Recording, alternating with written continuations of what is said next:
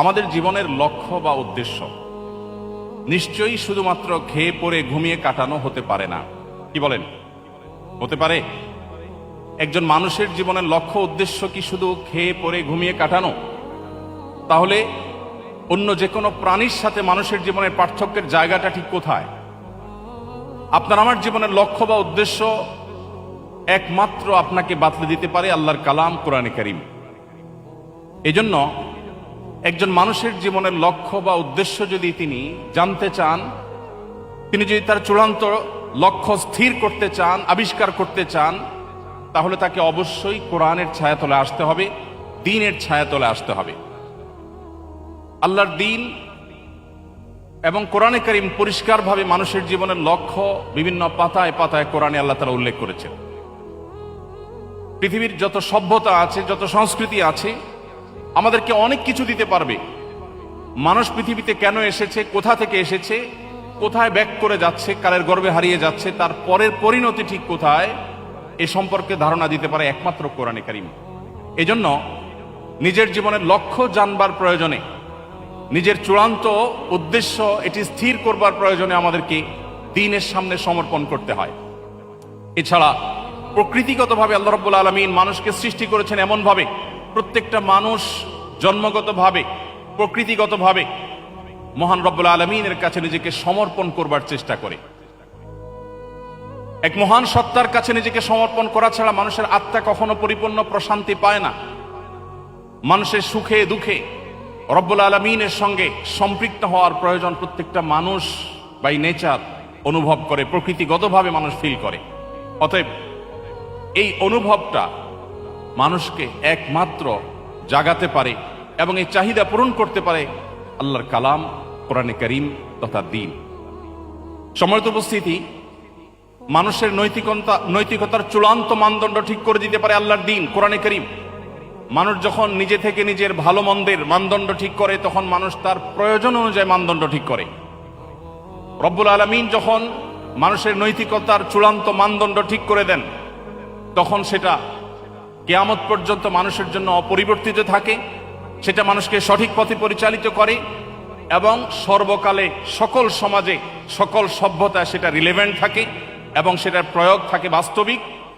আজ থেকে ১৫০০ বছর আগে মুহাম্মদ সাল্লাল্লাহু আলাইহি সাল্লাম আল্লাহর পক্ষ থেকে পাওয়া ওহীর ভিত্তিতে যে সমস্ত কথা বলে গেছেন, আজকের পৃথিবীর সাথে বহু সংকটের সাথে আমরা মেলালে দেখব সেগুলো যেন আজকের বাস্তবতা আল্লাহ তাআলা নাজিল করেছেন। আজকের পৃথিবী পরিবেশ বিপর্যয়ের শিকার। পরিবেশ বিপর্যয়ের শিকার হয়ে আমরা বৃক্ষরোপণের গুরুত্ব আরোপ করছি। আমরা পরিবেশ বিপর্যয়ের শিকার হয়ে পরিবেশ রক্ষা করবার গুরুত্ব আমরা বিভিন্নভাবে মানুষকে ব্যাখ্যা করছি।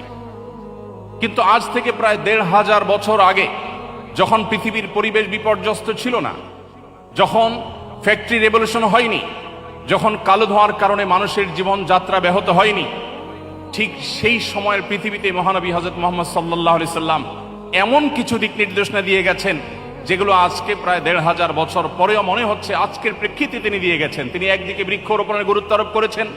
তিনি বলেছেন, তোমাদের কারোর হাতে যদি গাছের কোনো চারা থাকে, অপরদিকে সে দেখতে পাই ইসরাফিল সিংহে ফুৎকার দিতে যাচ্ছেন, সৃষ্টি জগতের সব ধ্বংস হয়ে যাবে, মহাপ্রলয়ের আয়োজন চলছে, এমতো পরিস্থিতিতেও যেন সে তার হাতে থাকা গাছের চারাটি রোপণ করে দেয়।